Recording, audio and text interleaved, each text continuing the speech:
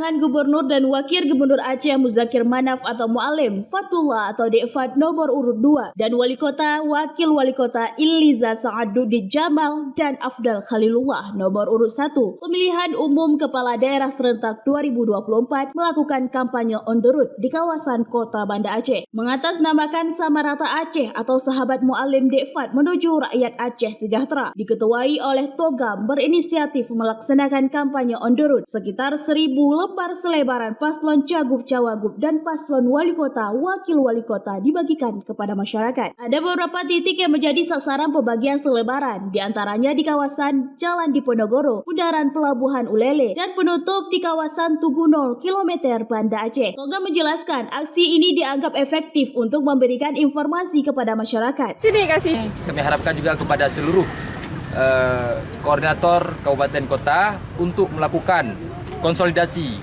dengan pihak pemenangan setempat dan juga Mu'alim Center setempat dalam rangka untuk menangkan Mu'alim Dekfat. Apalagi ini waktu nggak lama lagi akan melakukan pemilihan. Yang penting Be'esyensho Itofit Kaiwadaya siap kita menangkan. Jadi kita melakukan tadi di kawasan Banda Aceh. Tadi ada beberapa titik yang kita lakukan, termasuk di sini di Ulele, kemudian di Masjid Baitur Rahman.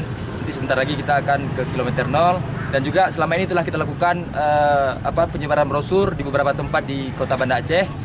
Kami juga telah melakukan di samping melakukan kampanye secara tatap muka, juga kami memberikan selebaran seperti ini ialah guna untuk biar masyarakat yang ada di kota biar mengetahui bagaimana visi dan misi calon wali kota Banda Aceh dan juga bagaimana visi dan misi calon gubernur Aceh seperti itu. Makanya kami telah sepakat bersama tim daripada Samarata Aceh untuk melakukan turun ke jalan dan juga menyampaikan kepada masyarakat secara luas. Mungkin ada yang belum nonton TV ataupun bagaimana, jadi sehingga bisa baca di rumah apa aja yang ada daripada visi dan misi calon wali kota dan juga calon gubernur Aceh.